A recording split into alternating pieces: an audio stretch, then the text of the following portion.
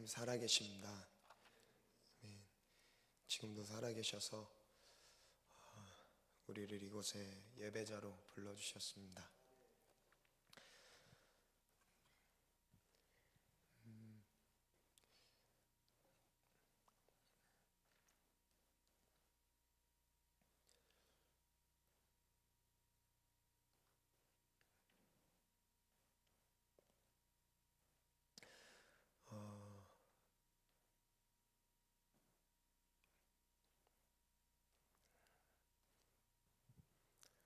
우리는 한순간도 하나님의 은혜 없으면 살 수 없습니다. 우리가 마음에 교만함이 있을 때는 하나님을 의지하지 않습니다. 내 힘으로 살아가게 되고 주님을 의지하지 않습니다. 그러나 우리의 마음에 교만함을 주님이 꺾으시고 겸손케 하실 때는 하나님의 은혜로만 살 수 있다라는 고백을 하게 하시고 또 실제 그 자리에서 우리를 엎드리게 하십니다.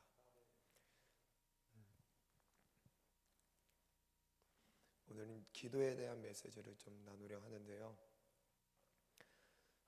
여러분, 교만하면 기도 안 합니다. 기도는 하나님이 나의 생명의 공급자 되시고 영혼의 구원자 되신 것을 입술로만 고백하는 자가 아닙니다. 삶에서 우리 한 주를 돌아봐도 내가 하나님을 의지할 때는 승리할 수 있겠지만 순간이라도 분초라도 주님 놓치는 그 순간만큼은 하나님의 뜻을 분별할 수 없고 하나님의 말씀에 순종할 수 없는 것이 우리의 연약한 현실입니다.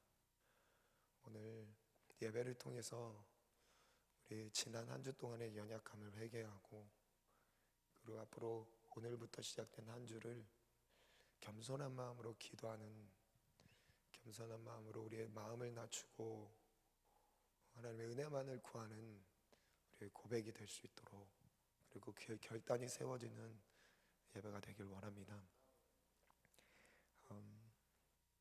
저도 라오스 선교를 다녀오면서 너무 크게 느꼈던 게 주님 오실 때가 얼마 남지 않았구나라는 거였습니다. 선교를 갈 때마다 사실 느끼긴 했는데 제대로 된 하나님을 섬기는 그런 것들을 보질 못해요. 가는 나라마다 우상 숭배, 성적인 타락에 너무 심각할 정도입니다. 정말 주님 오실 때가 얼마 남지 않았구나. 마지막 하나님 마지막 때를 살리시고 구원하시기 위해 하나님께서 특별히 우리 민족을, 우리나라를 부르셔서 복음을 주시고 세계에서 가장 못 살던 나라에서 그나마 이제 다른 나라를 섬길 수 있는 나라로 하나님이 성장시켜 주셨는데, 그런 큰 은혜를 입은 우리나라 안에서도 여러분 끊임없이 주님을 배신하고 주님 역사하심을 거부하는 우리 젊은 세대들, 저를 포함해서 우리 이 젊은 세대들의 삶을 보면 물론 우리가 죄를 질 수밖에 없는 연약한 죄인이지만 주님은 깨어있길 원하십니다. 그리고 죄 가운데 깨어있길 원하시고 세상의 어둠 속에서 빛의 삶을 살기 원하십니다. 우리 나라마저도 이제 타락하고 교회가 무너지고 있고 매스컴에 계속 드러나는 교회 안에 많은 문제들이 있죠. 그럼 지금 이것이 우리의 모습입니다.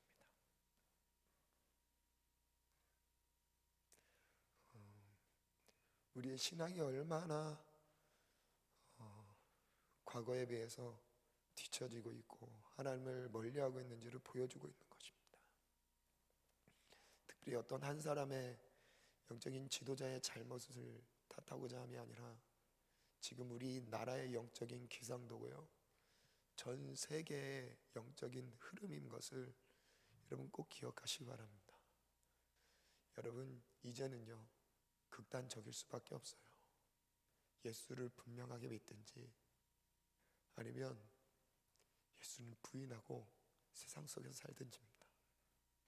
여러분, 가운데 회색 지대에서 중간에 양다리 걸치면서 신앙생활 할 수 있는 시대가 아니에요. 여러분, 시대가 가면 갈수록, 해가 거듭하면 거듭할수록 우리의 믿음이 하나님을 향해서 정말 미쳐있지 않으면 우리는 세상에 미치게 됩니다. 오늘 은혜 받았다가도 내일 한눈 파는 순간 우리는 또다시 세상에 넘어질 수 있습니다.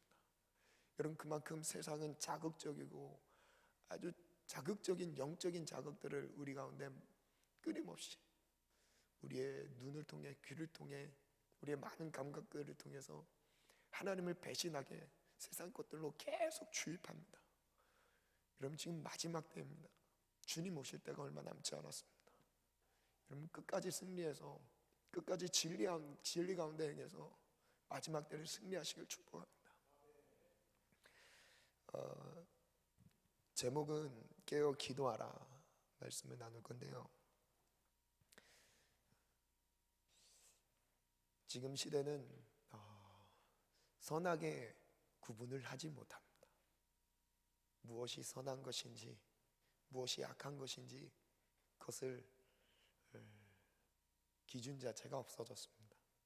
그리고 또한 참 진리, 절대 진리에 대한 기준과 근데 이 진리 외에 거짓을 분별하지 않습니다. 여러분, 진리는 하나밖에 없어요. 예수밖에 없습니다. 여러분, 내 삶의 진리는요 예수밖에 없어요. 예수님 비슷한 건요 진리가 아닙니다.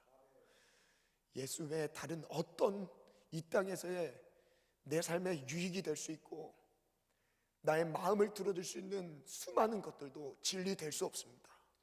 오직 진리는 예수 그리스도 한 분밖에 없습니다. 진리 대신 예수님께 붙어있지 않으면 우리는 거짓 속에 살아가게 되어 있습니다. 여러분, 이 모호한 이 시대에 분명한 참 진리 대신 예수님 안에서 여러분 분명한 우리의 신앙을 깨우시길 축복합니다. 하나님께서 우리의 오늘 진리의 말씀 속에서 내 삶을 진리 가운데로 분명하게 조명하시고 그 진리 안으로 우리의 삶을 이끌어 주실 줄 믿습니다. 우리 1번 한번 가겠습니다. 한번 읽겠습니다. 시작. 생각지 않은 때에 인자가 오리라. 예수님이 오시는 그때에 대한 설명을 먼저 한번 나누려고 합니다. 예수님은 어느 때 오실까요? 누가복음 12장 38절로 한번 읽어볼까요? 한번 읽겠습니다. 시작. 주인이 혹 이경에나 혹 삼경에 이르러서도 종들이 그같이 하고 있는 것을 보면 그 종들은 복이 있으리로다. 너희도 아는 바니 집주인이 만일 도둑이 어느 때에 이를 줄 알았더라면 그 집을 뚫지 못하게 하였으리라. 그러므로 너희도 준비하고 있으라. 생각하지 않은 때에 인자가 오리라 하시니라. 예수님께서 자신이 다시 오실 때, 인자가 다시 오실 때에 대한 그때의 상황을, 그때의 시기를 설명해 주셨습니다. 예언하셨죠. 38절을 보면 한번 띄워주시겠어요? 주인이 혹 이경에나 혹 삼경에 이르러서도 종들이 그같이 하고 있는 것을 보면 이것은 깨어있는 거예요.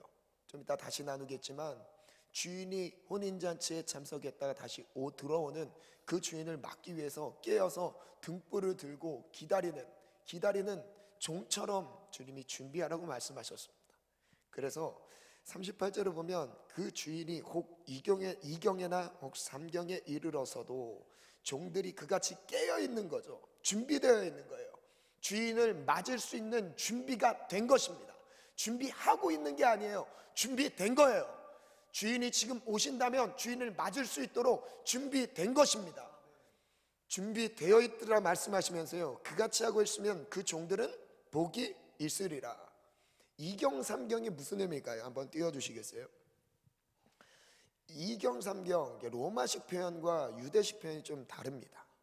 그래서 로마식은 이 밤을 넷으로 구분해서 나눕니다. 그래서 일경은 로마식으로 이해할 때 일경은 오후 6시부터 밤 9시까지예요. 그래서 유대식이든 로마식이든 밤은 언제부터냐면 오후 6시입니다. 해가 진 다음 그때부터 밤은 시작돼요.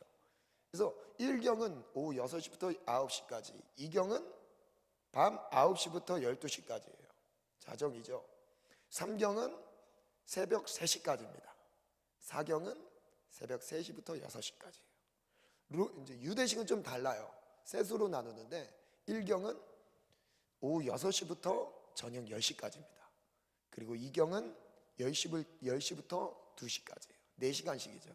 그리고 마지막 3경은 2시부터 4시까지를 3경이라 그래요. 지금 그러면 성경에 말하는 2경이나 3경이 내가 다시 왔을 때, 잔치를 끝나고 다시 왔을 때, 주인이 다시 집으로 들어왔을 때, 그때가 혹 2경이나 3경이어도 종들은 뭐 하고 있어야 된대요? 깨어서 등불을 들고 있어야 되는 거예요. 지금 로마식 표현과 유대식 표현 공통적으로 어떤 표현이 명시되어 있지는 않지만 두 표현 중에서 어떤 표현도 다 깊이 잠들어 있는 시간을 말하고 있는 거예요. 깊은 잠 중에 거하는 시간을 말씀하고 계신 겁니다. 9시부터 새벽 3시, 4시까지의 시간을 2경 혹은 3경이라고, 2경, 3경이라고 말하고 있는 거죠. 한번 글을 띄워주시겠어요? 한번 읽겠습니다. 시작. 예수 재림의 시기에 대해 어둠이 깊은 시기로 예언하셨다. 어둠이 깊다는 것은 영적으로 어두워져서 하나님의 뜻을 분별하지 못하는 시대를 영적으로 말한다. 어두워졌다, 어둠이 깊어졌다는 의미는 바로 이것입니다. 어둠 가운데 있기 때문에 분별이 되지 않아요. 어둡기 때문에 식별이 되지 않습니다. 바로 이 어둠이 점점 더 깊어지는 시기에 예수님이 다시 오신다는 것을 비유적으로 표현했던 거예요.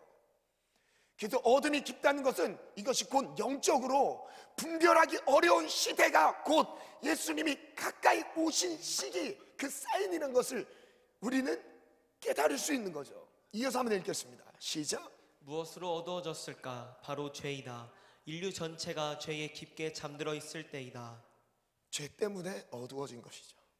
그래서 지금은요, 죄인지 의인지 하나님의 뜻인지 하나님의 뜻이 아닌지 이거에 대해서 모든 것이 지금 모든 이 분별할 수 있는 감각들이 모두 다 망가져 있어요. 어쩔 수 없잖아. 세상 사는데 이 정도는 타협할 수 있는 거 아니야?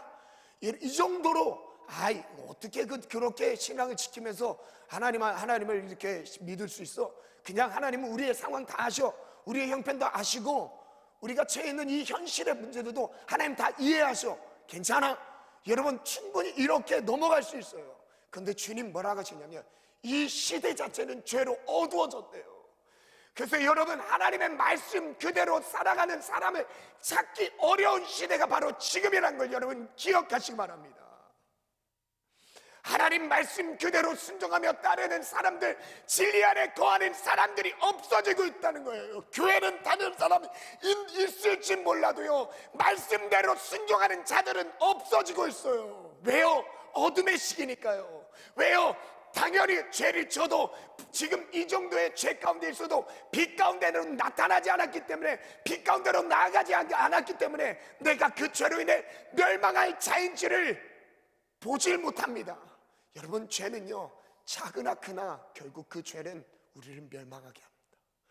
여러분 큰 죄, 심각한 죄를 져서요 하나님한테 버림받는 게 아니에요. 우리가 느껴지는 미세한 죄라도요 죄의 싹슨 사망이에요. 죄로 인한 심판을 피할 길이 없어요. 그래서 예수를 믿는 자만 구원을 받는 것입니다. 아멘. 예수님이 마태복음 24장을 보면요, 신천지 같은 허무맹랑한 이런 종교에서는요, 그 마지막 때에 대한 종말론이 정말 잘 전해지지 않았어요. 마태복음 24장에 봐도 23절부터 보면 한번 읽어보겠습니다. 시작. 그때의 사람이 너희에게 말하되 보라 그리스도가 여기 있다 혹은 저기 있다 하여도 믿지 말라. 예수님께서 직접 마지막 때에 많은 거짓 선지자와 이런 사이비들이 일어날 것을 예언하셨어요. 그러면서 이렇게 당부하시죠. 그리스도가 여기 있다고 한다든지 저기 있다고 한다든지 하더라도 그것을 뭐 하래요? 믿지 말라고 말씀하셨어요. 절대 믿지 말래요. 그리고 그 다음 읽겠습니다. 시작. 거짓 그리스도들과 거짓 선지자들이 일어나 큰 표적과 기사를 보여 할 수만 있으면 택하신 자들도 미혹하리라. 보라, 쭉 보라, 읽겠습니다. 내가 너희에게 미리 말하였노라. 그러면 사람들이 너희에게 말하되 보라, 그리스도가 광야에 있다 하여도 나가지 말고 보라, 골방에 있다 하여도 믿지 말라. 번개가 동편에서 나서 서편까지 번쩍임같이 인자의 임함도 그러하리라. 주검이 있는 곳에는 독수리들이 모일 것이니라. 그날 환난 후에 즉시 해가 어두워지며 달이 빛을 내지 아니하며 별들이 하늘에서 떨어지며 하늘의 권능들이 흔들리리라. 그때에 인자의 징조가 하늘에서 보이겠고 그때에 땅의 모든 족속들이 통곡하며 그들이 인자가 구름을 타고 능력과 큰 영광으로 오는 것을 보리라.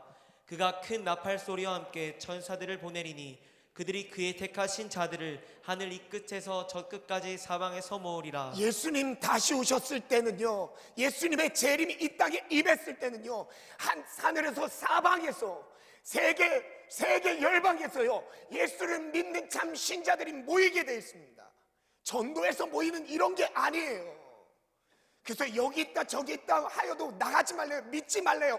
그들이 큰 이적과 표적까지 일으켜서요, 택하신 자들, 믿는 자들까지도 미혹시킨대요. 그래서 여기서 말하는 것에 기본적으로 생각해 봤을 때 충분히 이단들도 죽은 자를 살릴 수 있을 거예요. 많은 이적들을 나타낼 수 있을 겁니다. 여러분, 근데 그 자체가 우리에게 신앙의 기준이 되면 안 되는 거죠. 많은 거짓 선지자들, 여러분 박태선이나 그 이단 교계 안에서 특별히 우리나라 역사 안에서 주목받았던 사람들 한번 보세요. 그 사람들은 엄청난 이적들을 나타냈어요. 근데 그 신앙촌을 이루고 그 다음에 그 계보 안에서 막 신천지 이만희도 나오죠.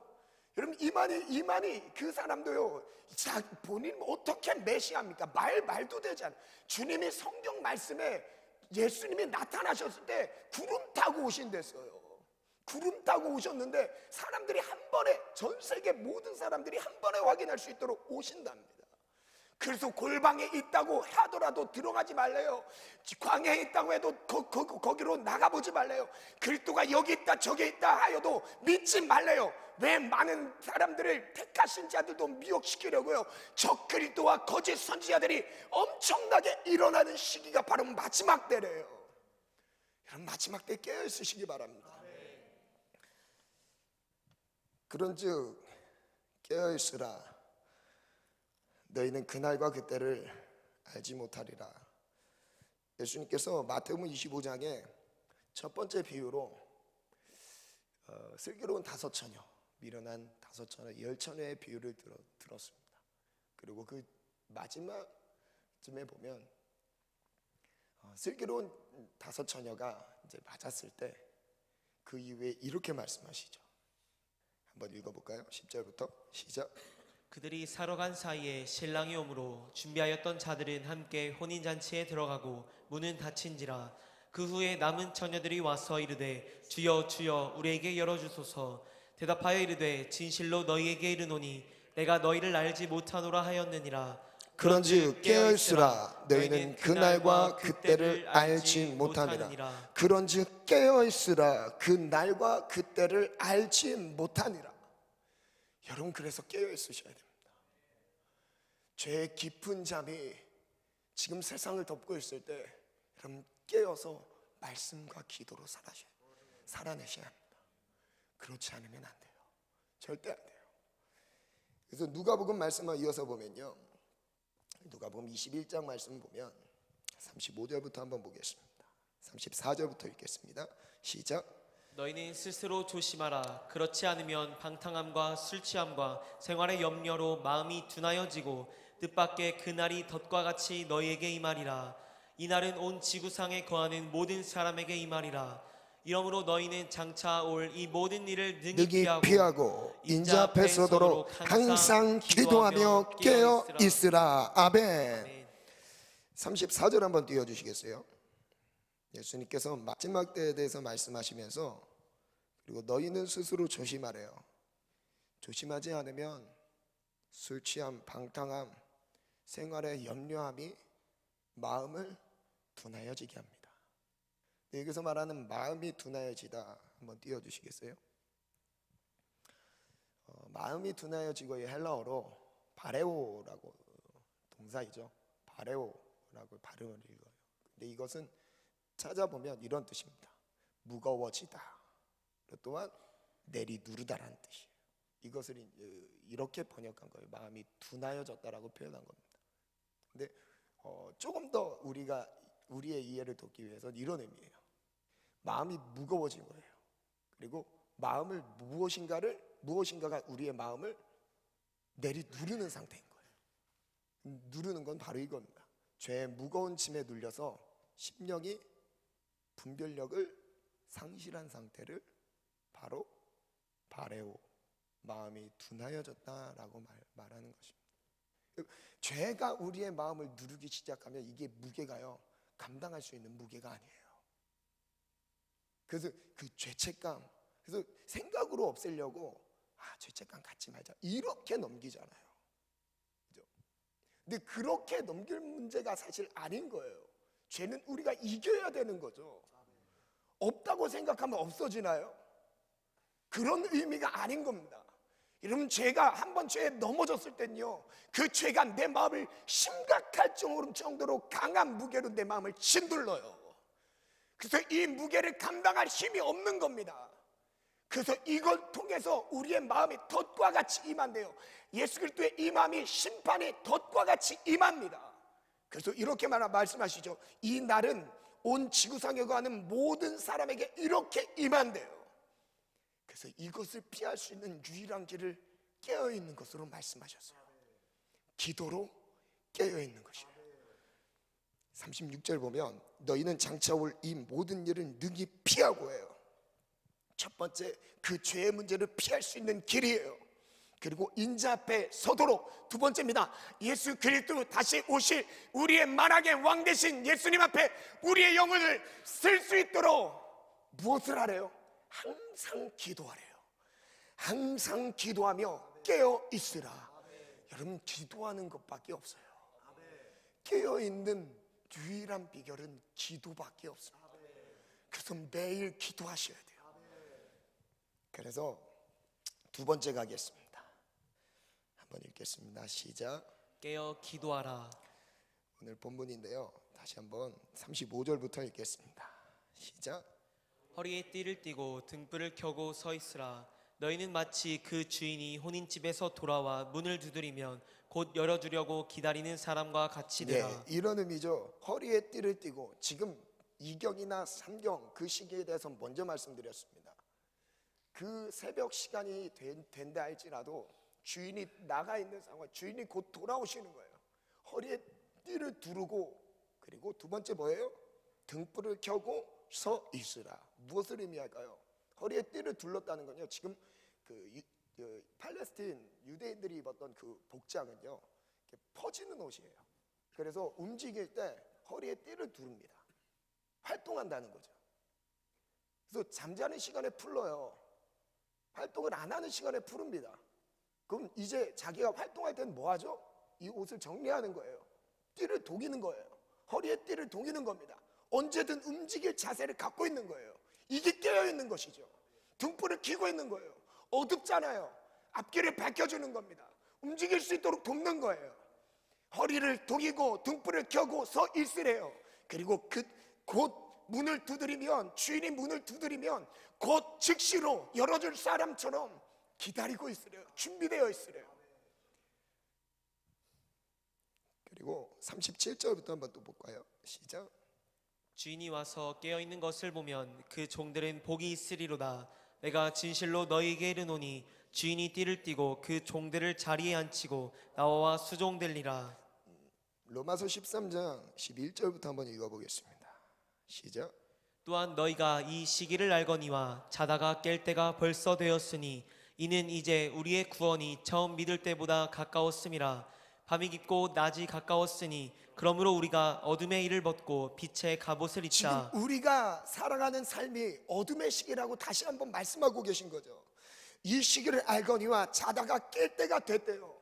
사람들은 다 잠들어 있어요. 왜냐하면 밤이니까요, 어두우니까요. 자야 당연한 거예요. 죄를 지으면 죄를 짓는 그것이, 그런 삶이 당연하게 여겨지는 시대가 바로 지금인 거예요. 어둠의 시기라는 겁니다. 그러나 자다가 깰 때가 되었답니다. 밤이 깊고 낮이 가까웠대요. 이제 우리의 구원이 처음 믿을 때보다 점점 더 가까워진 거래요. 그리고 12절에 보면 밤이 깊고 낮이 가까웠으니 그러므로 우리가 무슨 옷을 벗어버리래요? 어둠의 일은 죄입니다. 세상에 속한 일들을 벗어 던지래요. 이것을 벗으래요. 지금 우리는 어둠 속에 살고 있지만 빛의 자녀이기 때문이죠. 내가 지금 어둠 안에, 어둠 속에 살고 있지만 우리는 빛의 자녀예요. 어둠의 자녀가 아닌 거죠. 어둠 안에서 어둠 가운데 살아간다면요, 어둠의 자식인 거예요. 그러나 우리가 어둠 속에 살지만 내 안에 주신 예수 그리스도의 생명의 빛으로요, 빛의 자녀들처럼 행하는 것이죠. 어둠의 옷을 벗고 빛의 갑옷을 입자. 빛의 갑옷입니다. 왜 빛의 갑옷이라고 했을까요? 빛의 갑옷이요. 갑옷은 군사용어입니다. 빛이에요. 그러나 이 갑옷은 빛인 거예요. 군사용어예요. 싸워야 되는 거예요. 이 어둠의 주관자들과 싸워야 되는 거예요. 그래서 13절 한번 이어서 읽겠습니다. 시작. 낮에와 같이 단정히 행하고 방탕하거나 술 취하지 말며 음란하거나 호색하지 말며 다투거나 시기하지 말고. 어둡기 때문에 어둠에 나타나는 일들을 설명하시죠. 방탕한 것, 술 취한 것, 음란하고 호색한 것, 다투거나 시기한 일들, 여러분 이건요 다 어둠에 속한 일들입니다. 그래서 우리 안에 이렇게 도전하세요. 낮에와 같이 단정히 행하고. 다른 사람들은 다 어둠에 잠들어 있어요. 예수를 모르는 모든 사람들이요 지금 어둠 가운데 잠들어 있는 거예요. 만약 우리의 삶이요 예수를 안다고 하는데 이 어둠의 잠에서 일어나지 못하면요, 여러분 지금 깨어나셔야 돼요. 지금 깨어나셔야 됩니다. 아멘.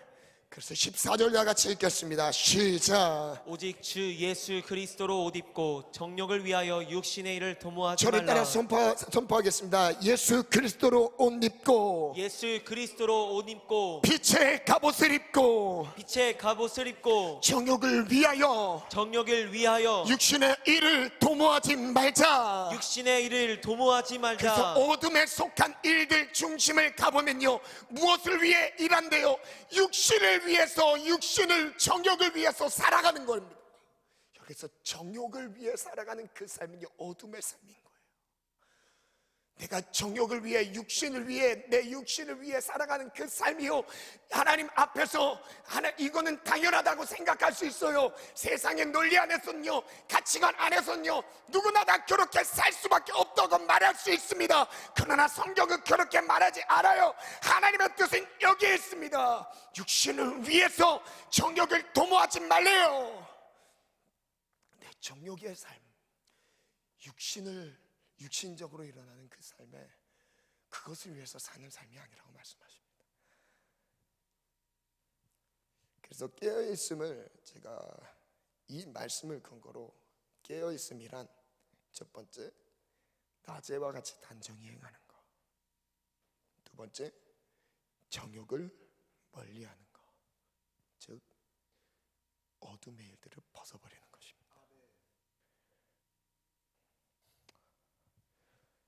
에베소서 5장 말씀도 반복해서 말씀하고 계신데요, 한번 읽어볼까요? 8절부터 읽겠습니다.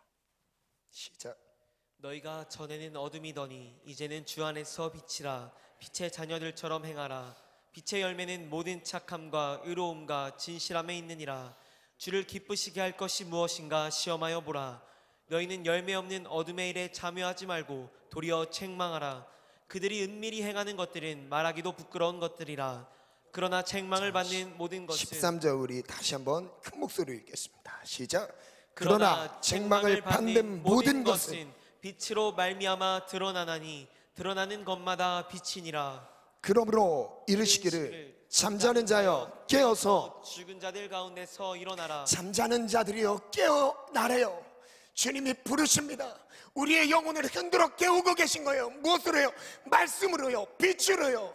빛을 비추고 계신 거예요. 잠들어 있는 죄에 잠들어 있는 우리의 영혼을요, 예수님의 빛으로요, 말씀의 빛으로 비추고 계신 거예요. 그 어둠의 잠에서 일어나라, 일어나라. 지금 머물고 있는 이 어둠의 잠에서 빨리 속히 일어나라. 그 자리를 털고 빛으로 나오라고 초청하고 계신 겁니다.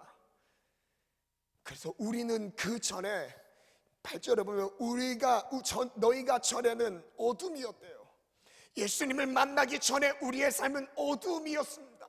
정욕대로 살아가는 삶, 육신을 위해 살아가는 삶이었습니다. 어둠의 일들을 도모했던 삶이었어요. 그러나 뭐라고 말씀하셨죠? 이제는 주 안에서 우리가 우리의 삶을 향해서 이제는 주 안에서 빛이래요. 빛. 우리의 삶이 빛이래요. 내가 가는 곳마다 예수 그리스도의 빛이 비춰지는 거예요. 예수를 믿은 이후에 우리의 삶은요, 예수 생명의 부활에 경험한 우리의 삶은요, 내 삶 자체가 빛이 되는 거예요. 내 삶 자체가 말씀이 되어서 하나님의 말씀을 이루는 삶이 되는 것이죠. 나를 통해서 하나님의 말씀과 그 뜻이 무엇인지 움직이는 설교자로 살아가는 겁니다. 어둠의 일을 11절에 보면 열매 없는, 어떤 열매도 없는 어둠의 일에 참여하지 말래요. 그리고 오히려 책망하래요.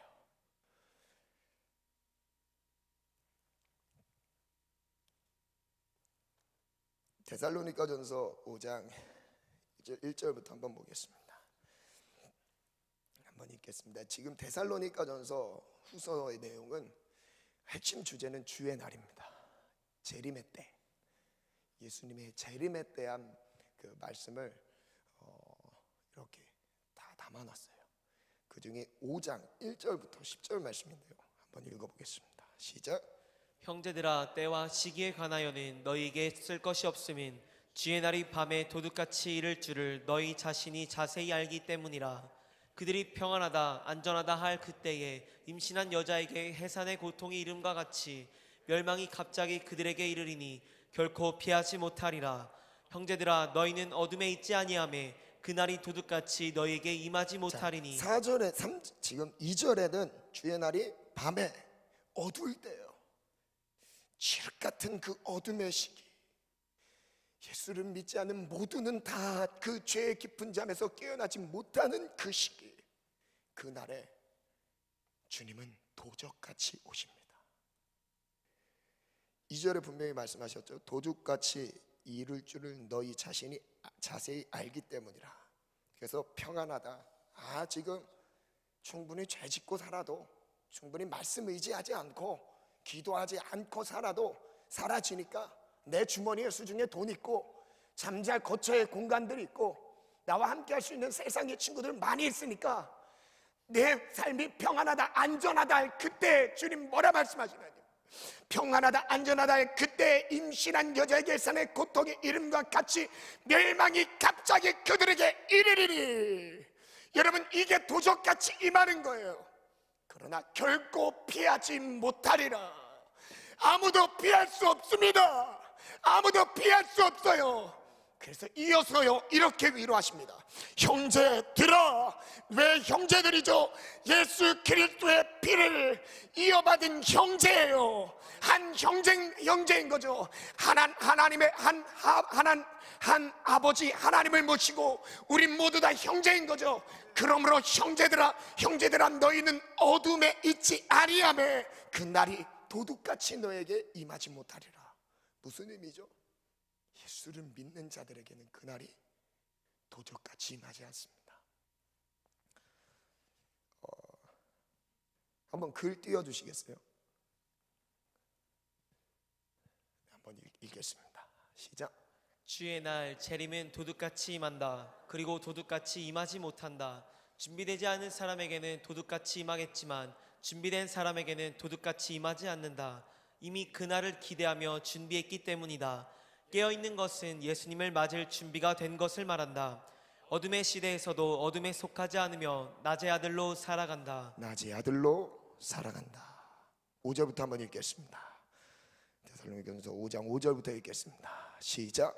너희는 다 빛의 아들이요 낮의 아들이라. 우리가 밤이나 어둠에 속하지 아니하나니 그러므로 우리는 다른 이들과 같이 자지 말고 오직 깨어 정신을 차릴지라. 자는 자들은 밤에 자고 취하는 자들은 밤에 취하되 우리는 낮에 속하였으니 정신을 차리고 믿음과 사랑에 호심경을 붙이고 구원의 소망의 투구를 쓰자. 하나님이 우리를 세우심은 노하심에 이르게 하심이 아니요 오직 우리 주 예수 그리스도로 말미암아 구원을 받게 하심이라.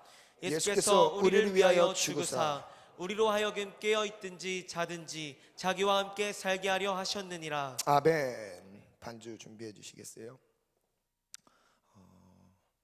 주 예수의 얼굴을 구하며 찬양 하나님께 올려드리겠습니다. 여러분, 지금은 어둠의 시기입니다. 죄가 죄인지 모르고 짓고 있는 시대입니다. 내가 하나님을 떠나 있는지 하나님 안에 거하고 있는지를 분별하지 못하는 시기입니다. 여러분, 말씀과 기도로 꼭 깨어 있읍시다. 꼭 깨어 있읍시다. 기도하지 않으면 이미 잠들어 있는 것입니다.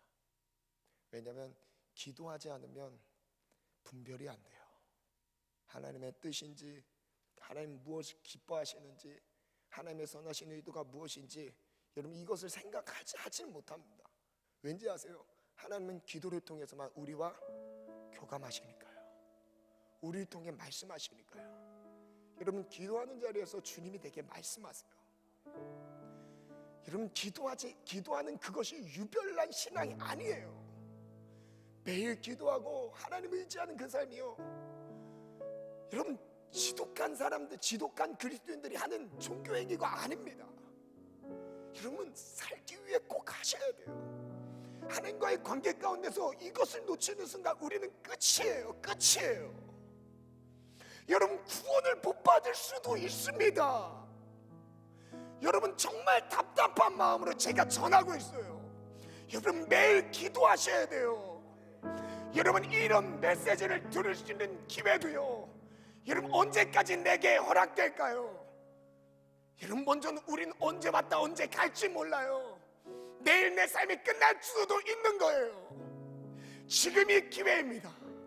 여러분, 지금 무릎을 꿇으셔야 돼요. 지금 하나님의 은혜가 아니면 나는 살 수 없다는 고백으로 매일매일 삶을 말씀과 기도로 살아내셔야 합니다. 여러분, 어둠이 지금 칠흑같이 어둠이 깊은 시기입니다. 여러분, 세계 어디를 둘러보세요. 문명적으로 발전한 나라, 앞서가는 나라, 저는 하나도 안 부러워요. 하나도 안 부럽습니다. 지금 세계 어딜 구석구석 돌아봐도요, 하나님의 사람들이 없어지고 있습니다.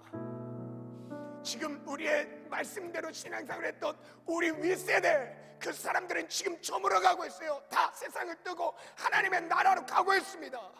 그 중간 세대를 이어가야 될 우리의 사명. 여러분, 70년대 80년대만 해도요, 예수를 믿었는데 선교사로 헌신하지 않는다, 목회자로 헌신하지 않는다, 이 자체가 비정상적인 것처럼 여겨졌던 시대가 있었습니다.